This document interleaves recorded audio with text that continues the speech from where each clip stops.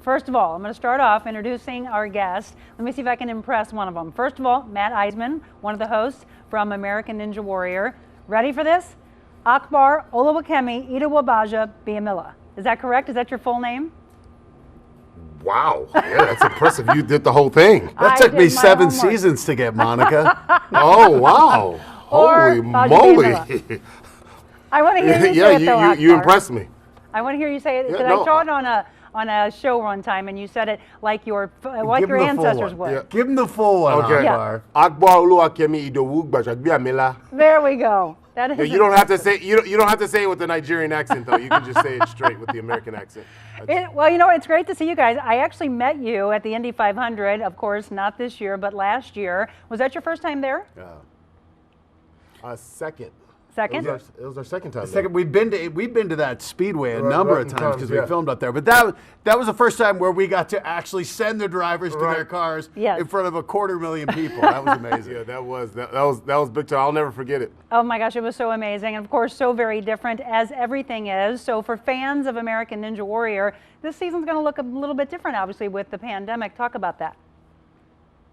Yeah, well, we were slated. We were a day away from starting our regular season in Los Angeles.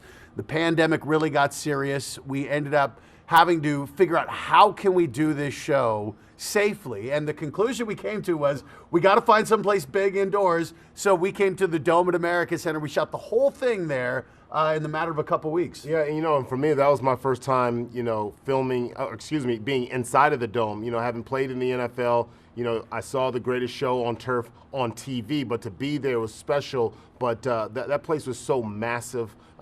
We were able to put everything inside. 350,000 square foot we were able to utilize in order to film safely. And to me, it will always be a special season. Yeah. Season 12, I can't wait for the world to see it. Well, good. Well, we are so proud of St. Louis being shown in the spotlight, so people will get a chance to see some familiar sights and hopefully some friendly faces. I'm sure, though, people came from all over, competitors from all over to come into St. Louis. But are there some St. Louisans on there? There are. In fact, one of them, Captain NBC, one of our most famous ninjas, just moved to St. Louis. He's helping run a ninja gym there. And he came out, and what was great was that we had ninjas come from all over the country, from as far away as Alaska, all come to St. Louis. And, we really did have to move heaven and earth to make sure everyone was safe. And that meant that they traveled without family, without friends. They were staying in their hotel rooms. We couldn't go out. Unfortunately, we couldn't go out and sample the St. Louis cuisine. You couldn't have any ravioli? Room service. I mean, well, we were locked down. Yeah, we were in the loo and couldn't even go to the arch. I mean, it was, now we could see it from our hotel room, but we couldn't actually go to it. But we wanted to have safe practices, and we thought that was very important in order to pull off this production. But I tell you the one thing out of all of this, we had to wait 4 months before we could actually start shooting and filming again. And the design team had extra time to design the hardest obstacle course in the world. This is the hardest we've ever seen. The craziest obstacle. There's one, I think we can tell you guys. Yeah. It's called the corkscrew. And the corkscrew? I'm telling you, this thing, the corkscrew, it is screwy. Let me tell you, it will have you discombobulated, disoriented. You don't know which way you're facing by the time you get off this obstacle. Now, I have a question. Have you two completed any of these obstacles over the seasons?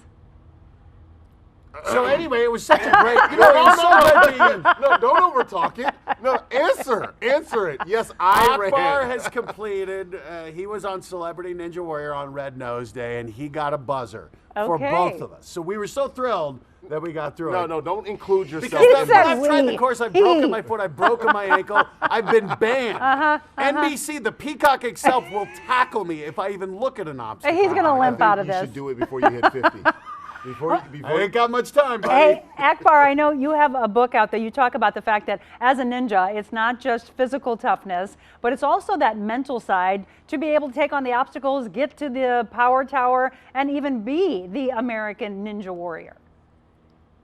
Well, yeah, the book is about overcoming obstacles, and it was really inspired by you know, the many years that I've been hosting now with Matt Iseman on the show, and seeing these ninjas overcome these obstacles. And this year, again, season 12 is so special because this is the season where the ninjas had to overcome the obstacles within the obstacle. Everyone obviously know about how COVID-19 has impacted the entire world. And, you know, to have been, for some of these ninjas, out of shape, hadn't trained because they were uncertain if the season was going to happen, and then to get there and have no fans. So things were different. The course was harder. There were no fans. So you could say that there were some distractions there, but I watched these ninjas really, I mean, hone in. Even though they had some virtual friends and family piped in to be able to see their support, it was just a different feeling, and yet they still brought the energy. And I think that to me was so impressive, that they could still bring that energy when there was no external energy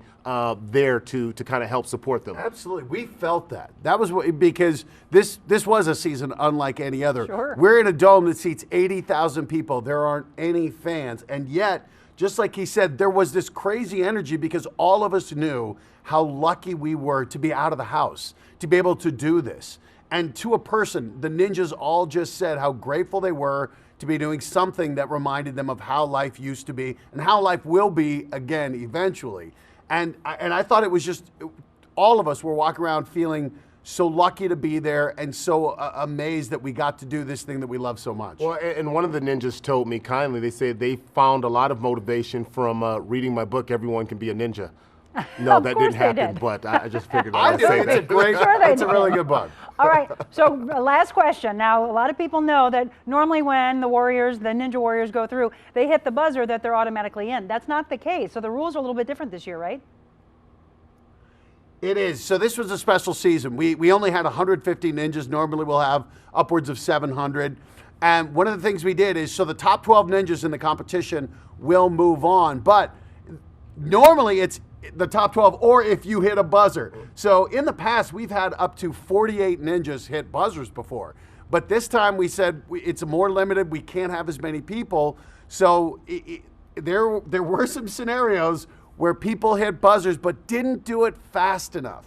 And it was just, it's the evolution of Ninja, a special season where normally hitting a buzzer is good enough, but this year we asked more of them. And it was awesome. It was heartbreaking to see some ninjas hit that buzzer and not move on.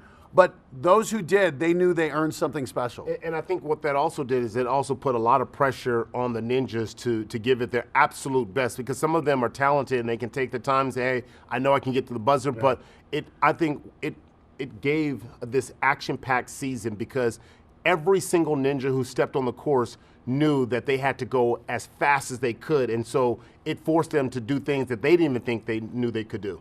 I can't wait, and I am expecting, according to my team, to train to be on that course one day. I'm just going to tell you, I've been a trainer for 22 years, so this is in my bucket list. All right, it premieres Monday well, night. maybe you can aspire. Yeah, train me.